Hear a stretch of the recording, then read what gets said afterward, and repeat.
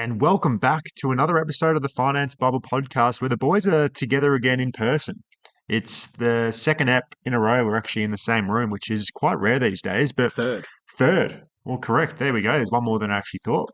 But today we're going to be talking about the next steps from compound interest like our last episode.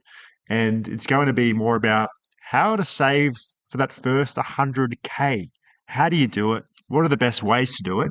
And is it even achievable? Absolutely. So we've already touched on mistakes when saving. We've now touched on compound interest. Today is the next step in that chain of generating your first 100K. See you in a minute.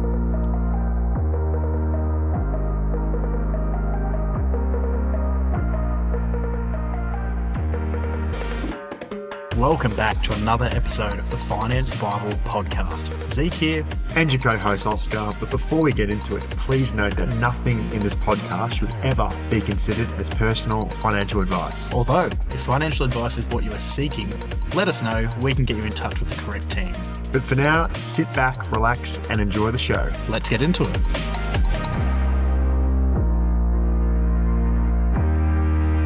And here we are. So let's get into it. So first steps. Let's talk about the compounding interest conversation. We'll finish that off. So to get to your 100K, which we'll talk about in a moment, compound interest is vital. That's going to really propel you to actually get to the level that you're wanting to achieve. Yeah, so you understand previously, you've gone through, and if you haven't listened to the first two episodes that we just did, or the recent two, go back and listen. So you'll learn about mistakes when saving, how not to make them, and other things you can do. And then you'll learn about compounding and the importance of that. Those two are essential to generating your first 100K in savings, because if you don't understand the mistakes you can make, then you can't prevent them. And if you don't understand how compounding works, then it's going to take you forever to basically get to that 100K.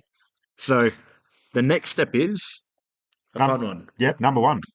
Step one, rainy day fund. Bingo. Quick fact, most Australians can't cover a $1,000 emergency. Outrageous. Which is bizarre. Like, let's say you're driving on a road trip and your car breaks down and you need to quickly use $1,000 to get some new tires or just to fix something.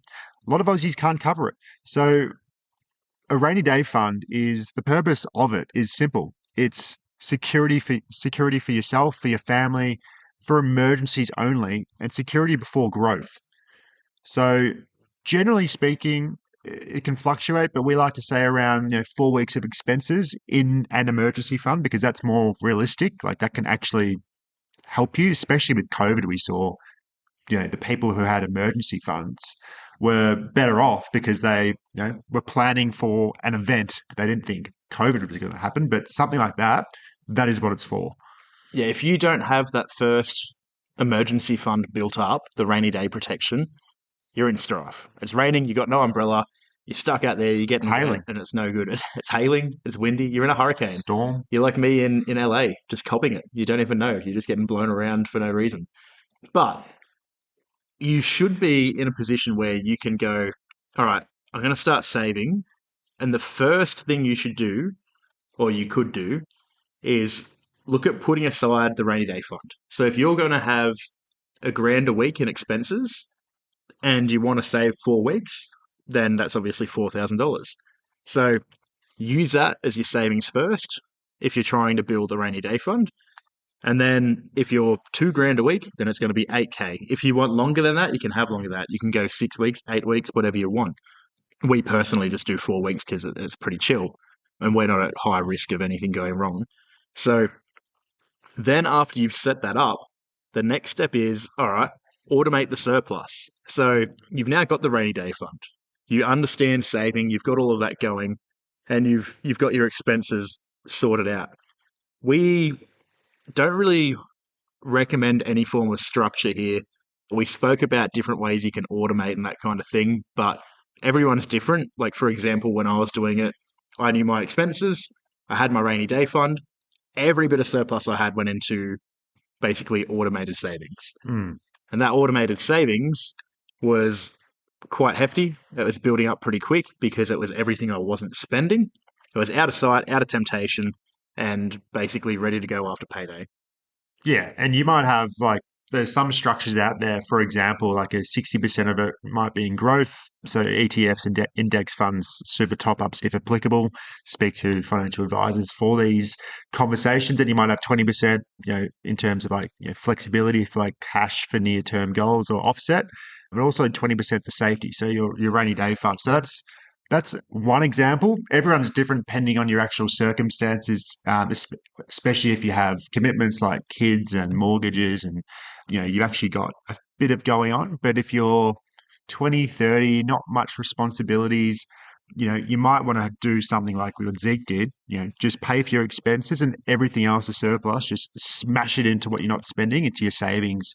And going back on the actual account for your savings for a rainy day, for example, look into a high growth bank account, an interest bank account. So, for example, it might be Macquarie, ING, something that's going to give you a good interest rate for your money sitting there, just so it's not just sitting there. At least it's getting some interest at the end of the month. So that's something you definitely need to look at as well.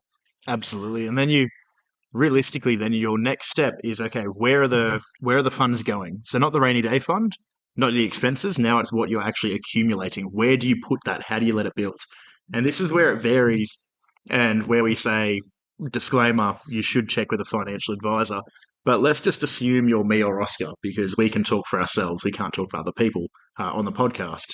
So realistically, if we're in a position where we're going to be saving those funds and we want to generate 100K, what are we going to do? I personally would look at going, okay, what is my timeline? Do I Reverse need it? calculate it. Yep. So I would just say, I don't need any funds in the next 16 months where, there's nothing outrageous going on.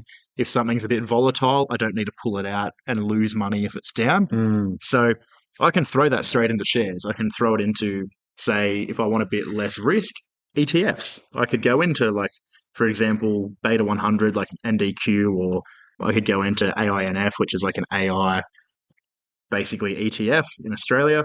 There's a bunch of different ETFs I can do that are returning between 8 and 12% a year, and just keep them building and building. So if I'm doing 100 a week into them, then I'll have, 77K in 10 years. If I'm doing 250 a week, I'll have 100K in 6 years. If I'm doing 500 a week, I'll have 100K in 3.8 years. But if they return a better return, then it's quicker. Or if I can do a large upfront sum and then build it up, it's quicker. And that's something as well, like we spoke about in our other episode, the compound interest calculator. This is where that comes into it. So play around with the numbers, see how soon you can hit the 100K. And it's quite funny. Yesterday on the radio, I heard that, well, I wouldn't say it's funny, but it's quite alarming that the average Australian's taken around 11 to 12 years to save for a deposit on a house. So we're talking, it might be a 10% deposit. So let's just say 100 grand for a $1 million property. Well, with the new 5% guarantee, you can just do 5%. Well, exactly right. But this one was talking more about the tens. But let's just say it takes 10 to 12 years. Those individuals who are taking around 10 to 12 years, I'm pretty confident in saying that they haven't really dumbed it down in terms of reverse calculating, figuring out how much per week they need to put into their savings or their ETFs or anything like that to help propel them. They're probably just putting some money into their savings now and then, or every few months they're putting $200. But if you actually have a legitimate savings plan and an investment strategy for yourself, you would definitely beat the average of 10 to 12 years. And without a doubt, get there in, what we got here, 3 to 7 year timeline, realistically. Yeah, and also, though majority of people that are saving their first 100K actually doing exactly that. They're saving it. They're not investing the funds they're saving. Yeah, They're just it's a putting it, cheat code. yeah, they're putting it in a savings account and letting it grow. And realistically, if you do that, it's going to take you about double the time to get the funds. Yeah, like we've talked about in the past, but Zeke and I are both obviously property investors. So Zeke went down the path of heavily investing into shares, pulled out, bought his first property with that, fast track to the 100K and more. And then me, on the other hand, I did the same, but obviously didn't get into shares at the best time. Mine was very volatile and went down and up and down quite a bit. So mine took a little bit longer because I had to wait and ride the wave back up. But with that being said, if you do your research correctly and you time it right, you can definitely fast track to the 100K and just get you into a higher asset class. So, for example, property, which you use leverage. And then once you're in a property, like making 100 grand in property, if you choose the right property, is So quick and very, easy. very achievable. Like we just had a client who did that in 8 months this year. They've already made 140 grand Yeah, it's just from holding their property, which is, if we said, save your first 100K in 8 months, and maybe that's the title of the podcast, but that would be, everyone would want to do that if they could and if they knew how to do it. But the thing is, everyone can do it. You just got to get into it and start. yeah, and the trouble is you've got to get that first 100K is the hardest thing to do. Once you've got that, and you then get different asset classes or different investments or more compounding, it just builds quicker and quicker from there. So it becomes really easy after you get to that stage, whether that's in property or remaining in shares or whatever it is, the compounding just turns on fire and runs an absolute muck. But you can end up at a point where if you're doing a 5% deposit on a property that's worth 1 million, that's 50K. Mm. And then you've put 50K of your own money into that. If that property then goes up 10% in 1 year, which is a high return, but I'm just keeping numbers really easy, Mm. that's 100K. So you've made 200% in 1 year on your investment. Even if it goes up 50K, which is a 5% return on $1 million property, which is more in line with average, a bit below, then you've made 100% in 1 year. So it gets really easy to do that. Yeah, so it's very achievable. You just got to have a plan in place.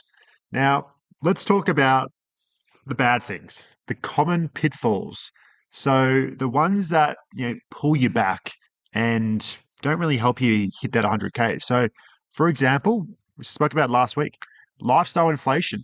So you're earning more, but your savings still the same, or let's say you got a bit of a pay bump, and then your spending goes up because now you got more money. So for example, like when you get a pay rise, the first thing I'd be doing if I'm wanting to save is, all right, I've got more money coming in. Let's increase the savings amount. Let's use this extra money to actually help me get to that goal sooner rather than later. But lifestyle inflation is a massive pitfall.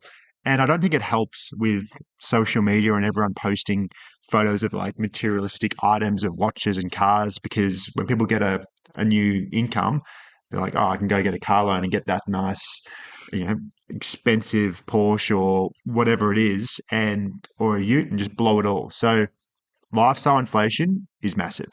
And then the next biggest one would be delaying the investing. So, or not investing. So if you just keep Yeah, saving and not saving investing. and saving, as we know with that client I referenced that just tried to save his way to buy $1 million house in cash, if he did that through investing, he would have been there twice as quick. And Mm, then the property that was 1 million at that point in time would have been more like 700K when he generated the income from investing because he would have bought it earlier before it had more growth. So kind of a double-edged sword.